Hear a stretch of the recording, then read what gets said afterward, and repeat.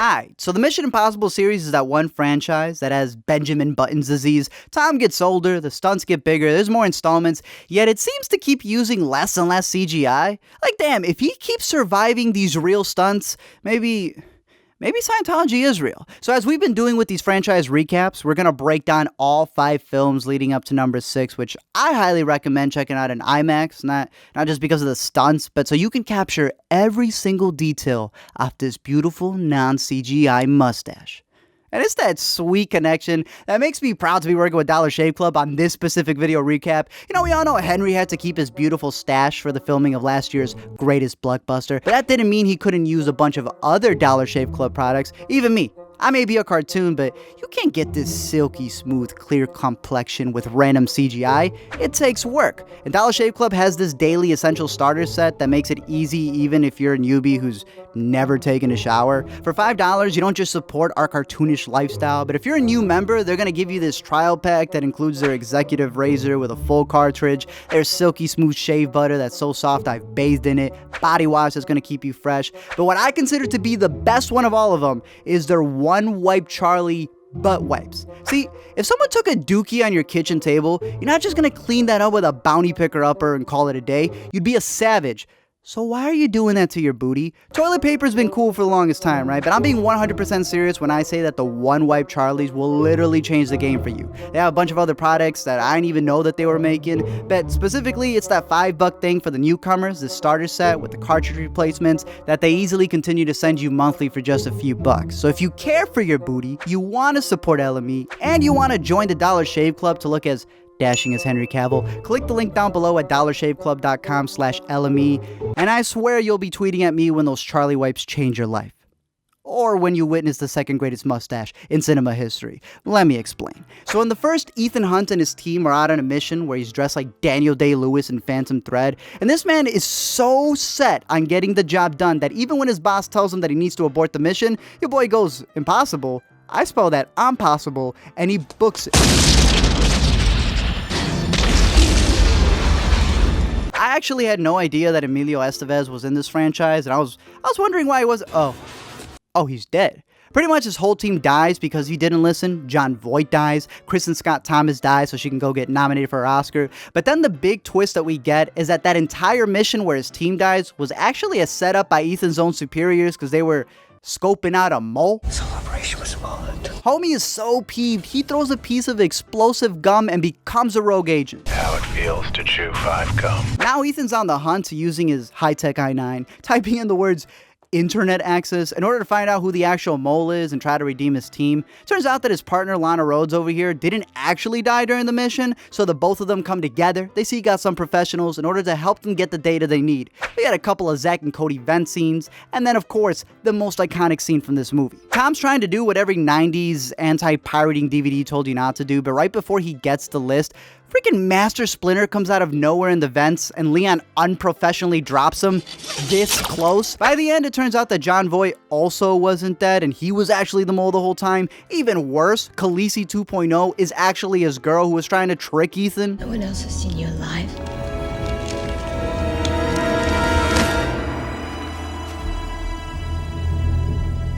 Coming up on this episode of Cheaters. But besides this ugly Black Panther train sequence, which the new Tom Cruise would have performed for real, it turns out that the mission was possible. In the second one, there's this dude pulling a Dark Knight Rises, or Dark Knight Rises was inspired by this one since, you know, they kind of did show the intro to Dark Knight Rises before MI4, but it's that bad guy who's using the face mask disguised as Ethan Hunt so he can crash a plane. No one cared who I was till I put on the mask. We then get one of the first stunts that caused all of Cruise's producers to get a heart attack, rock climbing. I love how they even built him a set to do it, and Tom Cruise was like, nah, put me out there in the desert. And they're like, Tom, this is just like the intro scene. For you Westworld fans, we do get 2 veterans in this one. There's Maeve, who's like a Catwoman-like thief, but she actually really believes she has 9 lives. They race so hard, Ethan has to put his seatbelt on because they almost die. Like, bro, just get a cup of coffee, you crazies. Hopkins then asks Ethan to use Standy Newton as bait to catch the bad guy since she's the bad guy's ex. But since Standy already took Tom out for a cruise, they both kind of got a thing for each other, and things get a little weird. Bad guy in this one wants to pull the plot from Inferno.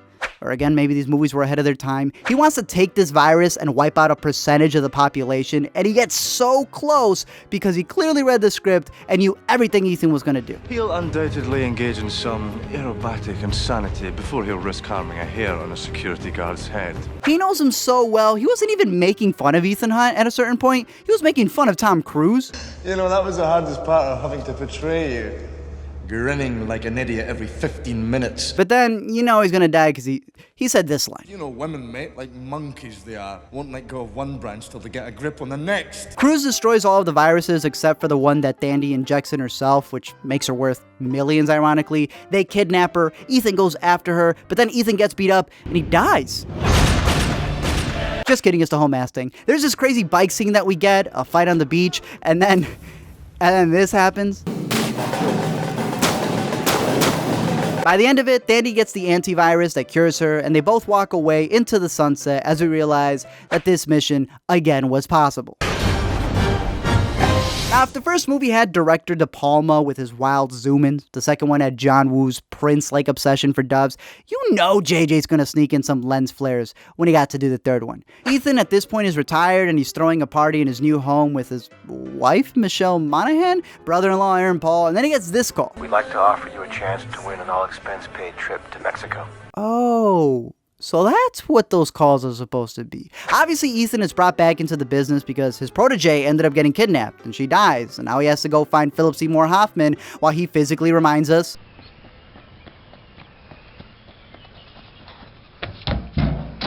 Life's short. Stunt it. Humpty Dumpty sat on a wall. Bruh.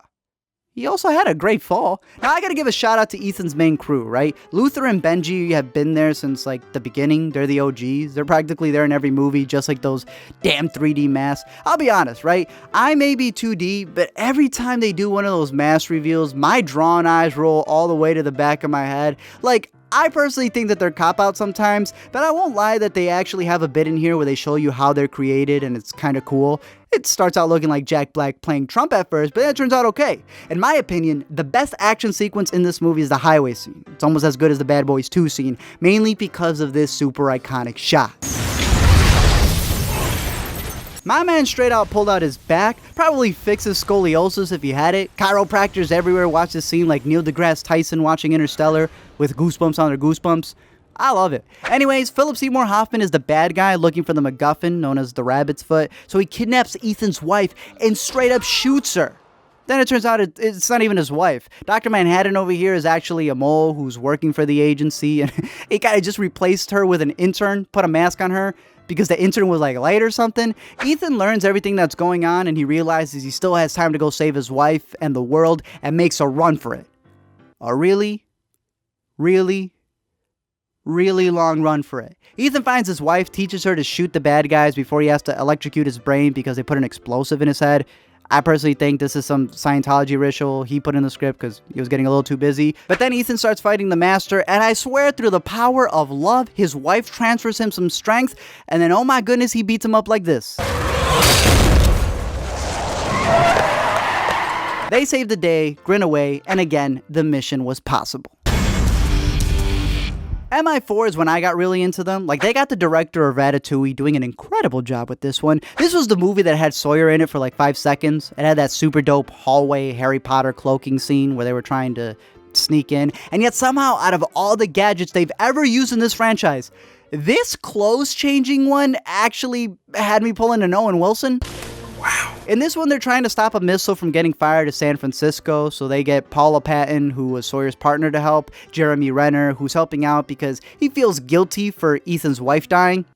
She didn't die, y'all know she's just hiding in a safe. But this is also the movie with the Dubai scene, the one where this man went outside of the tallest building in the world and Naruto'd himself around the sides of it. The entire sequence is insane. They end up going to a party where they have to get the launch device, and look, I know I make fun of Renner all the time, right? Because he's Hawkeye, but they have Renner playing a magnet in this movie so he can stop a fan. And yet he still did more than Hawkeye. In the end, Tom has a whole fight scene in a parking lot where he tests this car's 5-star safety rating to get down low, and then he belts out, Mission accomplished!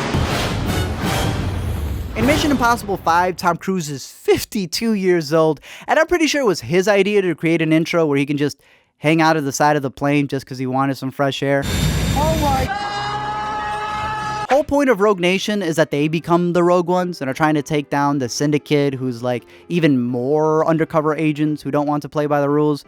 Kind of like a Suicide Squad, but with more training. Without the Oscar, Ethan kills the second in command, known as the Bone Doctor, gasses up Solomon Lane, who's the leader, in order to Baron Zemo him and lock him up, and then hits it off with Ilsa, who's an undercover MI6 agent, played by Rebecca Ferguson, a magnificent creation of grandeur. This mission was possible, and they restore the IMF. So finally, for now, we got MI6. This movie has some wild scenes that deserve its own video, but in case you want to know the gist of it, I'm gonna cover everything in this one, just like I said. So that's the spoiler warning that's been right there. In case you want to go see it, definitely go watch it, because he completely loses his mind in this one. So there's this plutonium that's being kept in these Nespresso pods that he needs to get to, but the only way to get them is by freeing the dude he just caught in the last movie. And just like Star Wars replaces Death Stars with bigger Death Stars, the IMF goes from fighting secret agents to even secreter agents. CIA is also out trying to give them trouble because they think the IMF just shops for their supplies at Party City since they're always wearing masks, and Henry Cavill is the CIA agent who's literally just there to give Ethan hell. And it turns out he's also the one leading the Apostles and is the bad guy.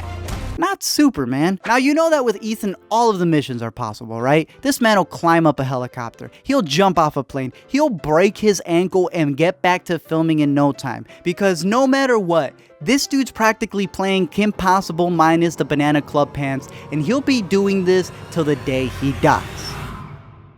So when you're 90, are you still going to do these frickin' insane stunts? Yeah, they'll be throwing me out of the planes in my wheelchair at that point. So whatever it takes, we'll keep going. Thank you guys for checking out this video. A much longer recap video because there was a lot to watch. Man, I picked up the thing at Best Buy. I just binged them all, writing notes, trying to create this video for you guys. So hopefully it was a good recap for you. Again, shout out to Dollar Shave Club for helping out in this video, for sponsoring it. Thank you guys for, supporting these videos just completely. In terms of this franchise, I personally love the fourth one the most. The fourth and the first. I think the first one also stands up still to this day.